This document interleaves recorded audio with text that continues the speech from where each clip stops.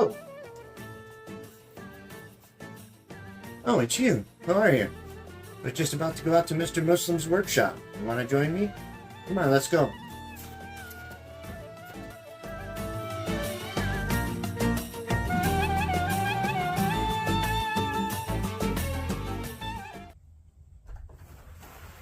Sorry to keep you waiting. I know I've kept you here a long time. I apologize. As you can see, it's evening now, and I've happened to manage to change clothes too. But let's continue in the workshop. Assalamu alaikum, brothers and sisters. Welcome to Mr. Muslim's workshop.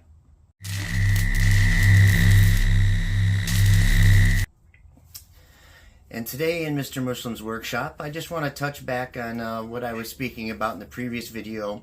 Some things like offering advice for young men who might not know what they want to do, if they want to go to college after high school, what type of career they want, whether it's in college, out of college. Part of this focuses on what has been known as, you might hear the kitty cat. Ah, there's Cheese. You probably see Cheese in the background. Come here, Cheese. I think it's called, the title of it is The Demasculinization of Men in America, at least in America, and I assume it probably is happening all over the world. The demasculinization of men in general. So with Mr. Muslim, for me, what I'm getting at is with the demasculinization of men, and young men not quite knowing what they want to do. And I talked about skilled trades and how the skilled trades, at least in the United States, skilled trades companies are just hurting. They're hurting for good, willing talent. They want young guys that are willing to learn. You don't have to have any experience. As long as you have a brain, common sense, and you'll show up, give 100%. These companies, plumbing, electrical, carpentry, heating and air conditioning, fabrication, welding, they will teach you on the job. Now, that being said, young guys that get into certain trades, even if you do go to a trade school, you go to an 8-month program or a 12-month program, even if you go to university, if you go to college and get a 4-year degree out of it, don't expect that you're going to get out of your training and go right to making $100,000 a year. It's not going to happen. The real world is, you go to a trade school, you take your 12-month program, you get what's called a certificate of completion in that trade. When you go to a company, even though you have that training behind you, you're still going to start at the bottom. You're still entry level. You're going to make the lowest pay on the pay scale. You're going to be the low man on the totem pole. Boo! And that's how it is. And you're going to have to do a lot of the grunt work that the veterans at this point have already done and paid their dues with over the years. Always keep in mind, you are never above anybody when you start on a new trade job. It's impossible. It's a fallacy. If you have a 4-year degree and you want to get into a trade, you'll start off making more money than somebody who had either went to just trade school or not to trade school, but you're still not going to be on the high end of the pay spectrum. You're going to start near the bottom. Keep that in mind, especially when it comes to the trades. Trades, you got to remember, trades in the U.S. anyway, and I always speak about the U.S. because that's what I know. In the U.S., trades are full of rough and tough, hard-working men, and men will be men. You will be asked to shovel the dirt and put tools away, clean tools up for the veteran guys and put their stuff away for them at the end of the day. They're gonna harass you. They're gonna ride you. They're gonna run you till you're vomiting, so to speak. They want to see what you're made of, and this comes from experience. And I'm sure there's other brothers out there in my position as a skilled tradesman, a veteran of trades, that will concur with me. You have to pay your dues as an apprentice, so to speak, new into a trade. Those older guys, they want to see if they can break you. And they're not trying to break you physically, but they're trying to break you mentally. They want to see what you're made of. They want to see if you're as tough and rough as they are, because skilled trades is a lot of work. It's a lot of physical work, but it also comes with a lot of respect and dignity when you become a skilled craftsman in your trade. So be prepared. You're going to start on the low end of the pay scale, and guys are going to run you. They're going to run you. I've been called girly names. I've called all kinds of different profanities. At the end of the day, I've had to shine guys' toolboxes for the veterans, put them away, go get these guys lunch, go get them coffee, whatever they want. They want to see, the truth be told, what they want to see is they want to see if you can hang in there tough, and they want to know if you are worth their time and their knowledge. Let's hear that again. The truth be told, what they want to see is they want to see if you can hang in there tough, and they want to know if you are worth their time and their knowledge. Veteran guys are not just going to divulge their 30 years or more of knowledge that they've acquired over the years, and they're not just going to give it to you. They are not obliged to give it to you. They owe you nothing. They don't care what trade school you went to, what college you went to, because schooling, trade school or university, college, what you learn about a trade in that classroom is absolutely nothing compared to what you will learn and do in a real world situation on the job. Coming from experience, so I've been with guys, I've seen new guys, I've trained new guys that were cocky and arrogant, who came out of a school or a trade school. Well, yeah, you know, welders make this much amount, da-da-da-da-da. I don't care. Do you know how to weld right out of trade school? No, you really don't. Not in a real world situation. Or fix a furnace or build a house. You know none of that. What the schooling will teach you is the basic textbook concepts of how things work. That's it. The real knowledge, which is, how do I put it? You can't put a dollar amount. You can't put a value on the knowledge that you can obtain from working under a good man, a good veteran tradesman, no matter what the trade may be. And in all honesty, you're going to work under some guys that are some real assholes. That's just the truth. Yeah, I'm sorry, I apologize, I'm using profanity. That's just the truth. These guys are going to just run you. But at the end of the day, I've worked for different types of guys. I worked for real pricky guys to real nice, mild-mannered guys. In either case, I worked very hard when I was young. I did what I was told. I asked questions. I wasn't afraid to be ask questions. Don't be afraid to ask questions. If you don't ask questions, you're going to back yourself into a corner that you're going to look even more foolish on. Don't think you know how to do something and try to do it in front of the other guys or the veterans if you really don't know what you're doing. Ask questions. Because if you don't and you mess something up, you're going to make things twice as hard on the veteran guys now that have to fix that, and they're not going to be very happy. But the guys that are going to run you, just bite your tongue, let them ride you, let them call you names, let them call you profanities. They're gonna all gang up on you at once and make fun of you and laugh at you. It's going to happen. It's part of life. It's part of being a boy turning into a man, based here in the U.S. I just wanted to touch back on some of that.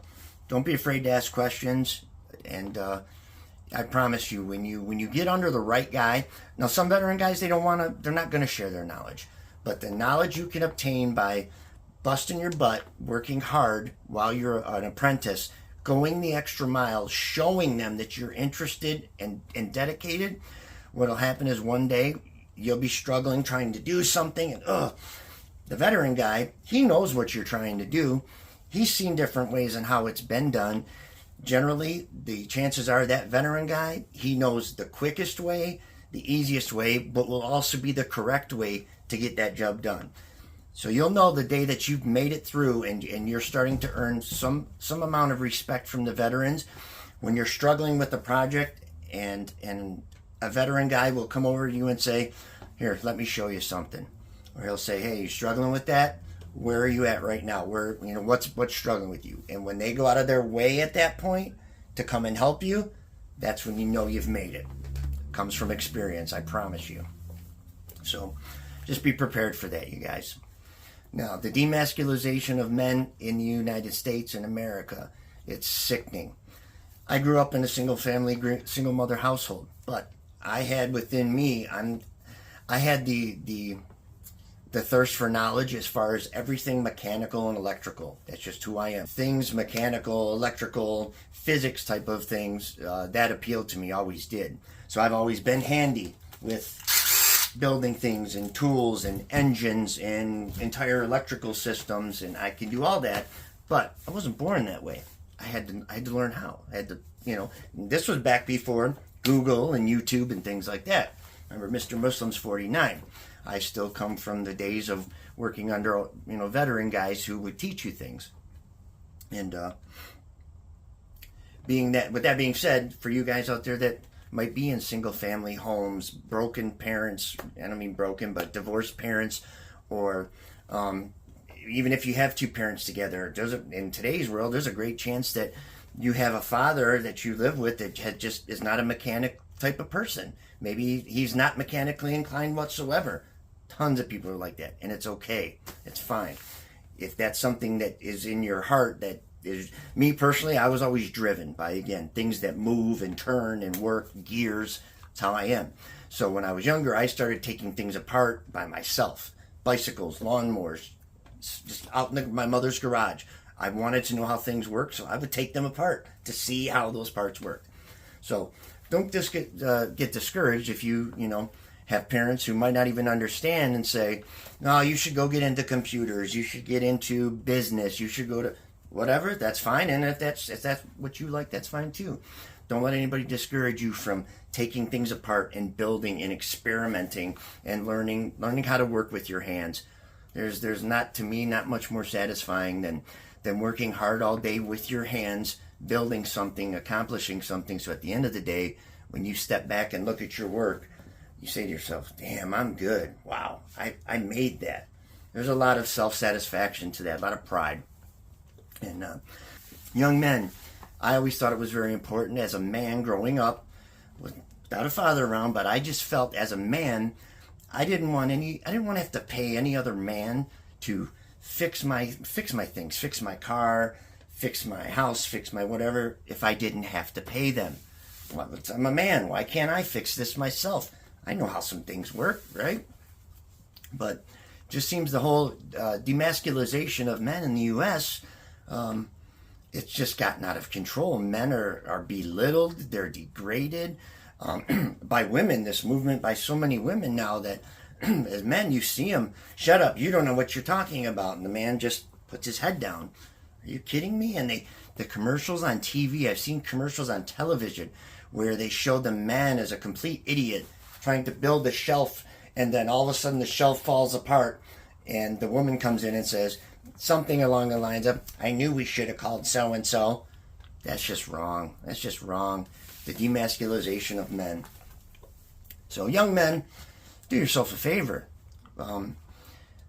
Learn how to change simple outlets that are around your house where you plug items in.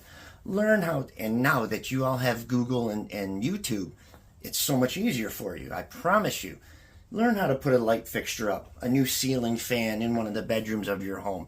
You can do it, I promise. If you have the right tools, and always use the right tool for the job. The right tool for the job makes a world of difference. Don't use a screwdriver as a pry bar. Use a pry bar. I promise that makes a big difference too. Use the right tools for the job. Learn how to do some things for yourself. Why pay another individual, especially around your own home? Just for the upkeep and maintenance in your own home. Learn how to do some things. Learn how to change the spark plug and the air filter in your lawnmower. And if it's not starting, if you're pulling and it won't start, go on Google, go on YouTube. There's plenty of videos on showing you, well, what might be the main common reasons why this lawnmower won't start. And you'll be surprised, you'll probably find the answer. I've done that myself with some things that I don't know about. And there's an old saying that I learned from my heating and air conditioning instructor years ago, and I apply it to myself, that I don't know everything, but I know a lot about everything. So, yeah, just learn how to fix some things, you guys. Be a man. It's okay to be a man. And do manly things. Mr. Muslim used to hunt, used to fish all the time. Be a man. I don't see any need to run around screaming, la, la, la, la, crazy wild man. But it's okay to be a man and do manly type of things. Get your hands dirty. Get greasy. Get some tools. Build some things. You'd be surprised. It comes with a lot of pride, a lot of self-satisfaction at the end of the day. And the more you learn things like that and how to fix and build, those, even a small skill set like that can come as a real nice feature as part of your personality, because you can help out your neighbors. You can help out other family members, your grandmother. Like myself, I have elderly neighbors. Everywhere I've lived, I've always had elderly neighbors, maybe across the street or whatnot in my neighborhood. Mrs. Smith across the street, she knows that she can come, if she's having any issues, she can come over here, knock on the door, and say, hey, my garbage disposal isn't working, or my light switch, it won't turn the light on, da-da-da. Just by knowing some simple things. You know, Mrs. Smith's probably on Social Security. She's on a fixed income. She has little to no money. So it's nice to know I can go over there and fix it for her, take care of it. She doesn't have to pay anybody. That's the way I see it. So, Steve flies. Anyway, men, young men, be a man. It's okay. Don't be afraid. Let's try to put a stop to this demasculinization. Okay? I forgot what the saying was, but anyway, have a good night. Thank you for watching this video.